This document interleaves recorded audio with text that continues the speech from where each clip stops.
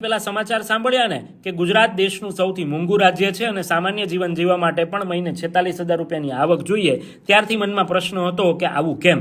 પણ પછી એક બે કારણો મને મળ્યા છે, તમારા સુધી શેર કરું છું. સારા લાગે ને સાચા લાગે તો આ વિડીયો આગળ શેર કરી દેજો. પહેલું કારણ મને એવું લાગે છે કે અહીંયા આપણે સરકારી ખર્ચાઓ બહુ વધારે છે સરકારી કામના.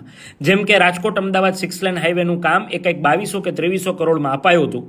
હવે એમાં વધારાના 500 કરોડનો ખર્ચ થયો, એટલે એ 6 લેન હાઈવેનું કામ આપણને 2600 કે 2700 કરોડમાં પડશે. તો આવી રીતે આ ખર્ચો આપણે વધારે ભોગવવાનો થાય ને. આવું જ બીજું કારણ તમને આપું તો અમદાવાદના હાટકેશ્વર બ્રિજનું.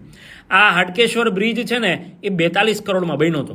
હવે આ બ્રિજને તોડવા માટે 52 કરોડનો ખર્ચો થશે અને આ બ્રિજ કંઈક 3 વર્ષ માટે તો માંડ ચાલુ રહ્યો છે. બાકી તો આ બ્રિજમાં પોપડા પડી ગયા અને એ રીતની હાલત હતી કે આ બ્રિજ વપરાશમાં લઈ શકાય એવો જ નહોતો. એટલે હવે આ બ્રિજને તોડવાના 52 કરોડ ચૂકવાશે. હજી એક તમને આવું ઉદાહરણ આપું રાજકોટનું. રાજકોટમાં રણજીત બિલ્ડકોનને જે 4 બ્રિજનું કામ આપવામાં આવ્યું હતું રાજકોટના 150 ફૂટ રિંગ રોડ પર બ્રિજ બનાવવા માટે, એ કામની અમાઉન્ટ હતી 172 કરોડ. હવે એની જગ્યાએ 251 કરોડમાં આ કામ આપવામાં આવ્યું. વધારાના 79 કરોડ જેવો ખર્ચ થયો. હવે આ ખર્ચો કોણ ભોગવશે? તો કે આપણે છેલ્લે કમાઈને ટેક્સ ભરીને જ સરકારને ચૂકવવાનું ને. એટલે આવું મને કંઈક લાગે છે કે આવા કારણો હોઈ શકે. બાકી ભ્રષ્ટાચાર તો બેફામ છે, બધાને ખબર છે. તમને શું લાગે છે? આ કારણ તમને